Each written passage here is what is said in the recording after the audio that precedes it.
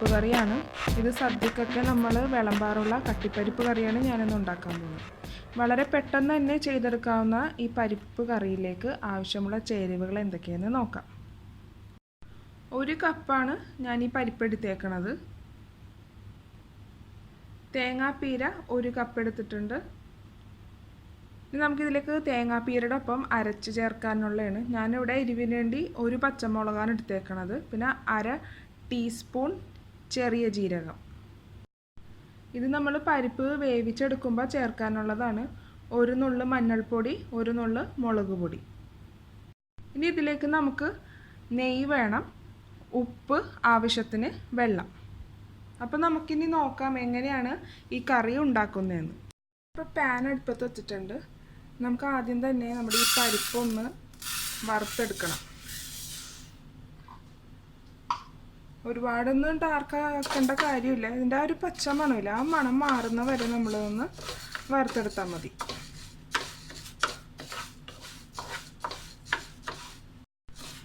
ഇപ്പം ഇതിൻ്റെ ആ ഒരു പച്ചമണമൊക്കെ ഒന്ന് മാറിയിട്ടുണ്ട്. ഇനി നമുക്കിത് തീ ഓഫ് ചെയ്യാം. എന്നിട്ട് നമുക്കിതൊന്ന് കഴുകിയെടുക്കണം. അതിന് ശേഷമാണ് നമുക്കിത് കറിയാക്കേണ്ടത്. അപ്പോൾ ഇതൊന്ന് തണുക്കാൻ വേണ്ടി മാറ്റി വെക്കാം. ആദ്യം നമുക്ക് പരിപ്പൊന്ന് വേവിച്ചെടുക്കാം. അപ്പോൾ ചൂട് മാറിയതിന് ശേഷം പരിപ്പ് ഞാൻ കഴുകി വൃത്തിയാക്കി വെച്ചിട്ടുണ്ട്. ഇനി നമുക്ക് ഇതിലേക്ക് ചേർത്ത് കൊടുക്കാം.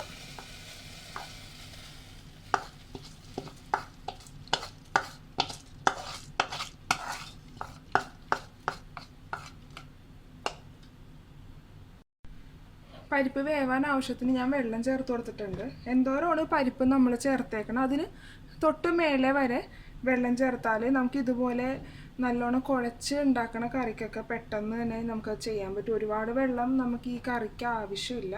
നമുക്കിനി ഇതിലേക്ക് ആവശ്യത്തിന് ഉപ്പ് ചേർക്കുക. ഒപ്പം മഞ്ഞൾപ്പൊടിയും മുളക് പൊടിയും ചേർത്ത് കൊടുക്കുക.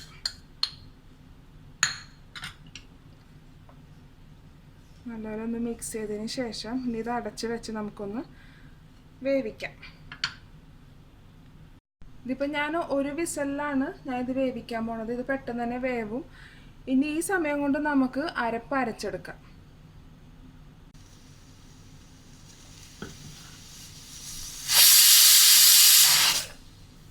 ഇതിപ്പോൾ 1 വിസലിൽ അടിച്ചിട്ടുണ്ട്. ഇനി നമുക്ക് ഗ്യാസ് ഓഫ് ചെയ്യാം. ഇതിൻ്റെ ആവി പോയിട്ടുണ്ട്. ഇനി നമുക്ക് ഇതൊന്ന് തുറക്കാം. ഇപ്പോൾ വെള്ളമെല്ലാം വറ്റി കറക്റ്റ് പാകത്തിലായിട്ടുണ്ട്. ഇതുപോലെ കറക്റ്റ് വെള്ളം ഒഴിച്ചാൽ നമുക്ക് ഈ ഒരു പരുവത്തിൽ കിട്ടും. നല്ല വെന്ത് കറക്റ്റായിട്ട് കിട്ടും. ഇനി നമുക്കിത് ഒന്ന് ഉടച്ചെടുക്കണം. ഒരു സ്പൂൺ വെച്ചിട്ട് നമുക്കിതൊന്ന് ഉടച്ചെടുക്കാം.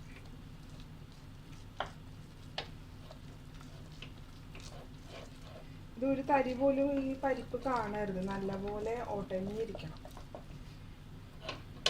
ഈ കറി പല രീതിയിൽ നമ്മൾ ഈ കട്ടിപ്പരിപ്പ് ഉണ്ടാക്കാറുണ്ട്. ഞാനിപ്പോൾ ഈ ഉണ്ടാക്കുന്നത് നെയ്യ് ഒഴിച്ചാണ്.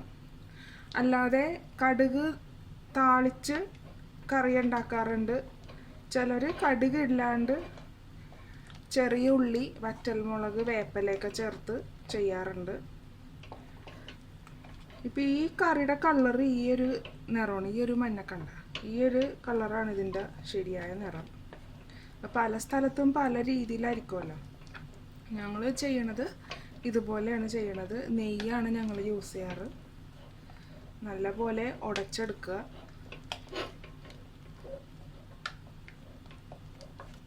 നല്ലോണം ഉടഞ്ഞിട്ടുണ്ട്. നമുക്ക് ഇതിലേക്ക് ആവശ്യത്തിന് കുറച്ച് വെള്ളം ചേർത്ത് കൊടുക്കാം.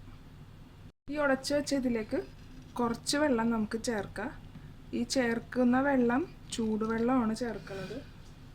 അതെപ്പോഴും ശ്രദ്ധിക്കണം. നിങ്ങൾ എന്ത് കറിയാണെങ്കിലും ചൂടുവെള്ളം വേണം ചേർക്കാൻ.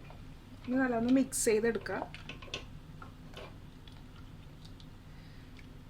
ഈ കറി ഇച്ചിരി കട്ടിയായിട്ട് ഇരിക്കേണ്ട കറിയാണ്. അപ്പം നമ്മൾ ഇപ്പം കട്ടി ആക്കേണ്ട കാര്യമില്ല. കാര്യം ഇത് തണുത്ത് കഴിയുമ്പോഴേ ഇതിൻ്റെ കറക്റ്റ് ഇത് പറയാൻ പറ്റുള്ളൂ. ഞാനിതിപ്പോൾ ഇനി നമ്മളിത് അരച്ചത് ചേർക്കണമല്ലോ. അപ്പോൾ അതൊക്കെ ഒന്ന് നല്ലോണം മിക്സ് ആകാൻ വേണ്ടിയാണ് ഞാനിപ്പോൾ ഇതിലേക്ക് കുറച്ച് വെള്ളം ചേർത്ത് കൊടുത്തത്.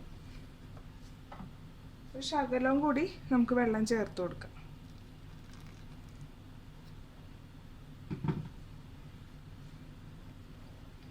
നല്ലപോലെ ഒന്ന് മിക്സ് ചെയ്യുക. ഉപ്പൊക്കെ പാകത്തിനാണ് ആയിട്ടുണ്ട്.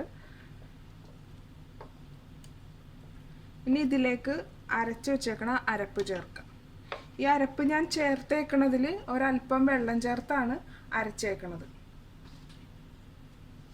നമുക്കിതിലേക്ക് ചേർക്കാം. ചെറിയ ജീരകം, പച്ചമുളക്, തേങ്ങാപ്പീര എല്ലാം കൂടി അരച്ച് ചേർത്തിട്ടുണ്ട്. ഇതൊന്ന് മിക്സ് ചെയ്തെടുക്കുക. നല്ലപോലെ മിക്സ് ചെയ്യുക.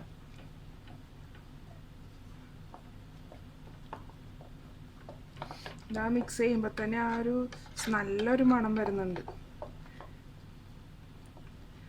ഇതിപ്പോഴും കട്ടിയായിട്ട് തന്നെയാണ് ഇരിക്കുന്നത്. നമുക്ക് ഒരല്പം കൂടി വെള്ളമാക്കണം. അപ്പോൾ ഈ അരപ്പിലേക്ക് തന്നെ നമുക്ക് കുറച്ച് ചൂടുവെള്ളം ചേർത്ത് ഇതിലേക്ക് മിക്സ് ചെയ്യാം. ചൂടുവെള്ളമൊക്കെ ചേർത്ത് ഇത് ലൂസാക്കിയിട്ടുണ്ട്. ഒരുപാടൊന്നും ലൂസാക്കി കളയരുത്. എന്താണെന്ന് വെച്ചാൽ ഇനി ഇത് തണുക്കും. തണുത്ത് കഴിയുമ്പോഴേ നമുക്ക് കൃത്യമായിട്ട് പറയാൻ പറ്റുള്ളൂ ഇത് എന്തോരം കട്ടിയായിട്ടുണ്ടെന്ന്.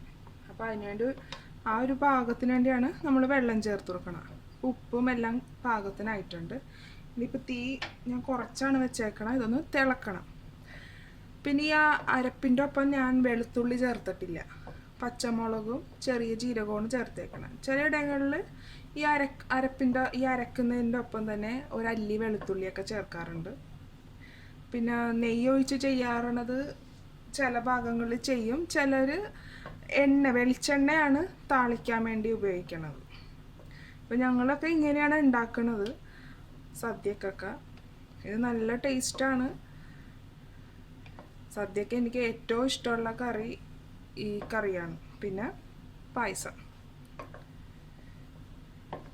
ഇപ്പം ഈ ഒരു പരുവത്തിലാണ് ഇപ്പം ഇരിക്കണത്.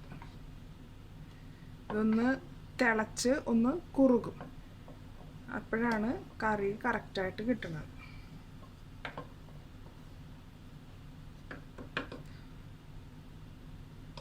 ഉപ്പൊക്കെ പാകത്തിന് തന്നെ. നമുക്കിനി ഒന്നും ചേർക്കാനില്ല. ഇനി ഇതൊന്ന് തിളക്കുക.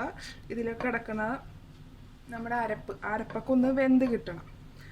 അതാണ് നമ്മളിപ്പോൾ ചെയ്തുകൊണ്ടിരിക്കുന്നത്. ഏറ്റവും ലാസ്റ്റ് നമ്മൾ നെയ്യ് ഒഴിക്കണം. അപ്പോൾ നമ്മുടെ കട്ടിപ്പരിപ്പ് കറി റെഡി ആയിക്കൊണ്ടിരിക്കണേ ഉള്ളൂ. ഇപ്പോൾ തിളച്ച് തുടങ്ങിയിട്ടുണ്ട്. ഇനി അധികം നമ്മൾ തിളപ്പിച്ച് കഴിഞ്ഞാൽ ഇത് ഭയങ്കരമായിട്ടും കുറുകിപ്പോകും. ഇനി നമുക്കിത് ഗ്യാസ് ഓഫ് ചെയ്യാം. ഈ ഒരു പരുവത്തിലാണ് നിർത്തിയേക്കുന്നത്. കുറച്ച് കഴിയുമ്പോൾ തന്നെ കുറുകും. ഇനി ഇതിലേക്ക് കുറച്ച് കറിവേപ്പില ചേർത്ത് കൊടുക്കുക. ഒപ്പം നെയ്യ്. ഞാൻ 1 ടേബിൾ സ്പൂൺ നെയ്യ് ചേർക്കുന്നുണ്ട്. അതൊക്കെ നിങ്ങളുടെ ടേസ്റ്റിനനുസരിച്ച് മാറ്റങ്ങൾ വരുത്താം. നല്ലപോലെ ഒന്ന് മിക്സ് ചെയ്ത് കൊടുക്കുക. നല്ല മണം വരാൻ തുടങ്ങിയിട്ടുണ്ട്. ആ നെയ്യൊക്കെ ഇടുമ്പോൾ ആ നെയ്യുടെ മണവും എല്ലാം നല്ലപോലെ ഒന്ന് മിക്സ് ചെയ്ത് കൊടുക്കുക.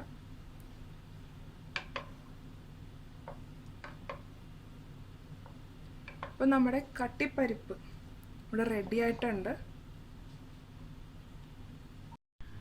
കട്ടിപ്പരിപ്പ് ഇപ്പോൾ റെഡി ആയിട്ടുണ്ട്. ഇതെല്ലാവരും ഒന്ന് ട്രൈ ചെയ്ത് നോക്കണം.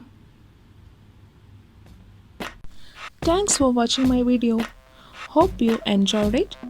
Please subscribe my channel, follow and share my social network.